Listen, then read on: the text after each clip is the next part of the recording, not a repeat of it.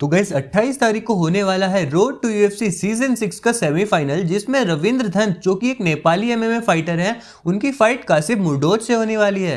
हालांकि उसी इवेंट में इंडियन फाइटर चुंगरेन कोरेन की भी फाइट होने वाली है, क्योंकि इन दोनों ने अपने road to UFC quarter finals में जीत के सेमीफाइनल्स में जगह बना ली थी। रविंद्र धंत और चुंगरेन कोरेन दोनों ही यहाँ पे बैंटम वेट डिवीजन में यहाँ पे कम्पीट कर रहे हैं और ये फाइट शंघाई चाइना में होगी। तो अगर आप शंघाई के आसपास हैं तो आप वो फाइट जाके लाइव 28 तारीख को देख सकते हैं वहां पे चाइना में। लेकिन रविंद्र धंत के जो अपोनेंट हैं कासिम मुर्डोच, उन्होंने काफी हद तक कोशिश करी है कि रविंद्र धंत के दिमाग में घुसने की।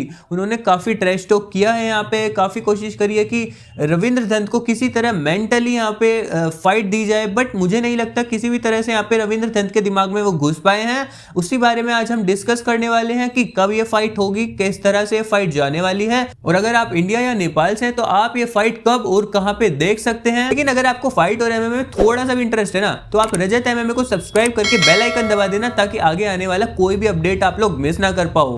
तो गाइस पहले बात कर लेते हैं ये इवेंट कब और कहां होने वाला है। गाइस ये इवेंट 28 अगस्त को होने वाला है, जो कि अभी 3-4 दिन बाद है। और गाइस ये इवेंट इंडिया में 2 बजे दोपहर को ब्रॉडकास्ट होना शुरू हो जाएगा।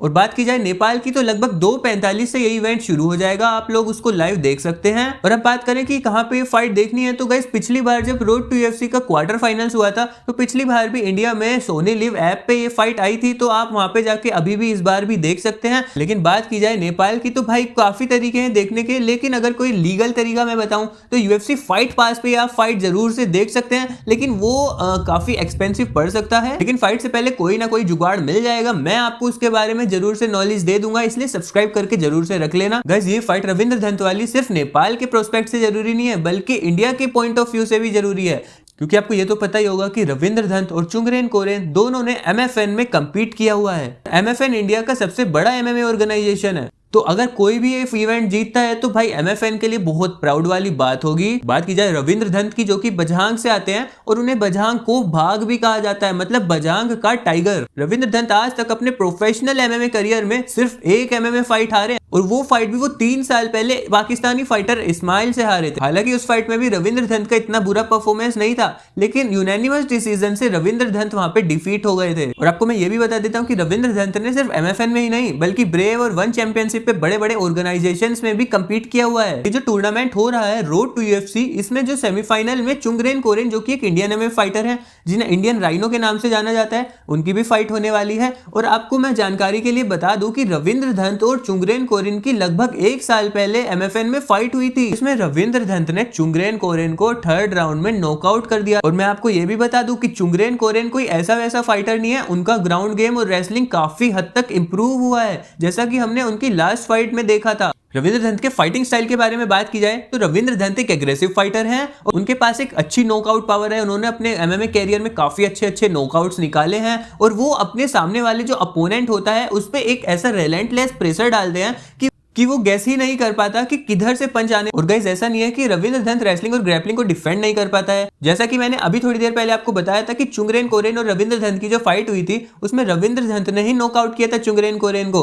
और चुंगरेन कोरेन का मैक्स टू मैक्स गेम हमेशा रेसलिंग रिलेटेड ही रहता है। अब बात की जाए रविंद्र धंत के अपोनेंट की, तो भाई एक न्यूजीलैंड का फाइटर है कासिम मुर्डोच, जो कि अभी तक अपने प्रोफेशनल एमएमए कैरियर में अनडिफीटेड है, 8-0 की विनिंग स्ट्रिक लेके आ रहा है। हालांकि उसने अमेचर फाइट्स में भी आज तक एक भी फाइट नहीं आ रही, और तो भाई वो ऑस्ट्रेलिया में जाके यूएफसी गोट अलेक्जेंडर वोल्कानोस्की के साथ ट्रेन करता था। कासिम मुर्डोच कहीं ना कहीं रविंद्र धंत को एक अच्छी टक्कर जरूर से देने वाला है। उन्होंने अपनी लास्ट फाइट में भी, जो कि road to UFC quarter finals में हुई थी, यूनोसुको मिनामी को कान ट्रायंगल चोक से डिफीट किया था। लेकिन गाइस बात की जाए एक्सपीरियंस की, तो भाई रविंद्र धंत का पलड़ा यहाँ पे भारी दिखाई दे रहा है। उन्होंने टोटल प्रोफेशनल एमएमए फाइट्स 11 करी हैं, जिनमें से 10 जीते हैं और 1 हार। तो देखना ये होगा कि क्या वो एक्सपीरियंस कासिम मुर्डोच के अगेंस्ट में काम आता है। और गाइस सच बताऊं, अगर ये दोनों टो टू टो फाइट करेंगे ना, तो रविंद्र धंत के पास थोड़ा सा हाइट और रीच का एडवांटेज तो है, और उससे अगर वो थोड़ा सा रिलेंटलेस प्रेशर अगर कासिम मुर्डोच पे पहले राउंड में ही डाल देंगे तो, और थोड़ा बहुत डैमेज दे देंगे, तो हाई चांसेस है रविंद्र धंत 2nd राउंड में एक नॉकआउट निकाल के ला सकते हैं।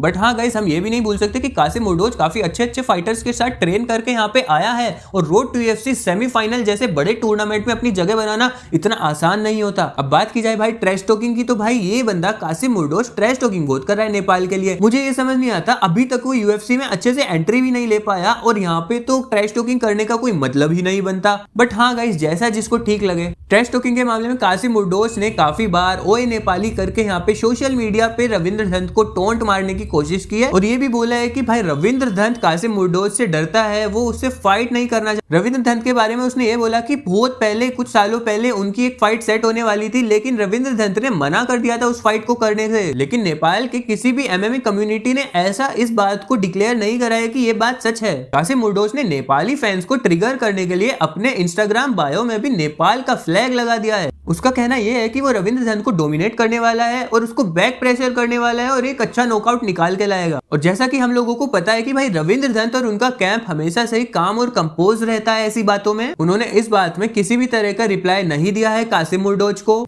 उसका सारा फोकस अपनी अपकमिंग फाइट पे है जो कि कासिम मुर्डोस से होने वाली है। लेकिन भाई अगर वो इस फाइट को जीत जाता है तो वो ही एक बहुत बड़ा आंसर हो जाएगा इन सब ट्रैश टॉकिंग। क्योंकि सच बात तो ये है कि आज तक नेपालीज और इंडियंस को ज्यादा चांस एमएमए में मिला नहीं है और अब मिल रहा है तो काफी सारे लोग इंडियंस और नेपालीज को यहाँ पे अंडर एस्टिमेट कर रहे हैं। बाकी मैं तो पूरी तरह से नेपाल और इंडिया दोनों, चुंगरेन कोरेन और रविंद्र धंत दोनों को अच्छे से सपोर्ट कर रहा हूँ। मैं तो चाहता हूँ दोनों ही फाइनल में जाए और लास्ट में फाइनल में जो बेटर फाइट करे वो जीते। बाकी आप लोगों के इस बारे में क्या थॉट्स हैं, आप मुझे कमेंट्स करके बता सकते हैं और हाँ, सब्सक्राइब करना जरूर से याद रखिएगा।